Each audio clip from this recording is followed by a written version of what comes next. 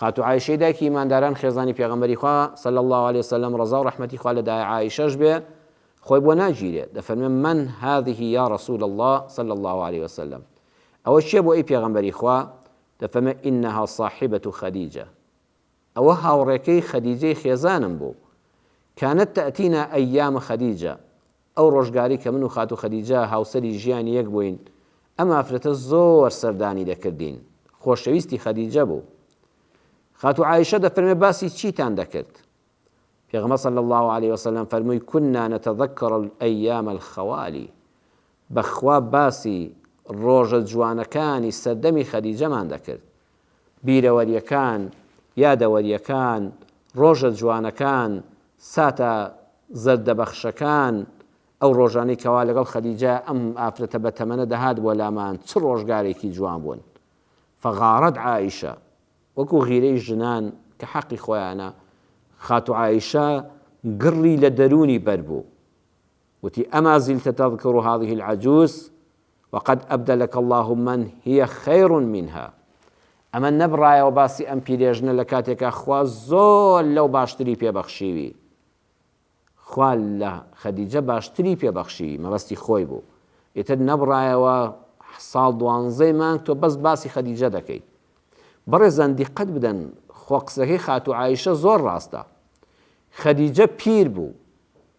خوای گەورە باشتری پێبەخشی عایشە گەنج بوو خەدیجە بێوەژن بوو بەڵام عایشە کچ بوو سێم لە ڕوخساردا عایشە زۆر لە خەدیجە جوانتر بوو کەواتە خوای پەروەردگار کە خەدیجەی لێوەرگرتووەتەوە ئافرەتێکی جوانتری لە ڕوخسارە بە پێغەمبەری خوا صلی الله عليه وسلم بەخشیوە خاتو عایشە کچی ئیمامی ئەبوو بەکرە هاوڕێی هەرە دڵسۆز و نزیکترین کەسی ئومەت لە محەممەدەوە صلی الله عليه وسلم لە پێغەمبەری خواوە صلی الله عليه وسلم کەواتە خوای گەورە باشتر لە خەدیجەی پێبەخشی بەڵام پێغەمبەر صلی الله عليه وسلم دەفەرمێن نا لا والله ما أبدلنا الله من هي خير منها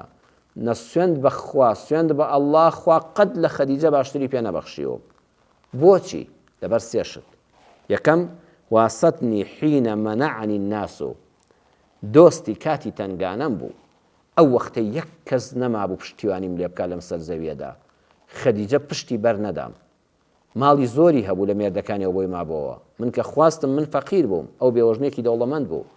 ئەو کاتەی کەس نانێکی نەدەدامێ دینارێکی نەدەدامێ یارمەتیەکی نەدەدام خەدیجە پشتی گرتم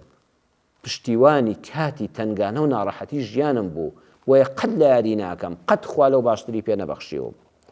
دووەم ئامەنەت بی حینە کەذەبەنی الناس و ئەو وەختەی وتم پێغەمبەری خوام کەس بڕوای پێ نەدەکردم ئەو بە بێ مناقەشەکردن یەکسەوتی تۆ پێوێکی ڕازگۆی یەکسەر ئیمانی پێهێنام بە بێ گفتوگۆ و مناقەشە یەکسەر ئیمانی پێهێنام کەواتە لە کاتی تەنگانەدا بڕوای پێکردم سێمیان دایکی منداڵەکانم بوو من بەهۆی خەدیجەوە بوومە باوک چونکە پێغەمبەر صلی الله عليه وسلم لە هەموو خێزانەکانی تەنها لە خەدیجە و لە ماریە منداڵی لە ماریە بەس ئیبراهیمی بوو ئەوە منداڵەکانی تری کوڕ و کچ هەمووی لە خاتوو خەدیجە بوون فەمووی من بەهۆی ئەو ژنەوە بوومە باوک لەوانی تر منداڵم نەبوو وشەی باوکە گاڵتە نییە ئەگەر ئەو خێزانم نەبوو یامە قەد وشەی باوکەم لە منداڵەکانمەوە لە کەسێکەوە گوێ لێ نەدەبوو من بەهۆی خەدیجەوە بوومە باوک وەیە قەت خوای پەروەردگار لەو باشتری پێ نەبەخشیوم بەڕێزان سەیری ئەو وەفاداریە ئینسانی وەفادار و مەرد هەرگیز ئەو کەسانە لەبیر ناکە کە لە کاتی شکست و تەنگانە و دڵبرینداربوونی ژیاندا لەگەڵی بوون و پشتیان تیا نەکردەوە و پشتیان بەرنەداوە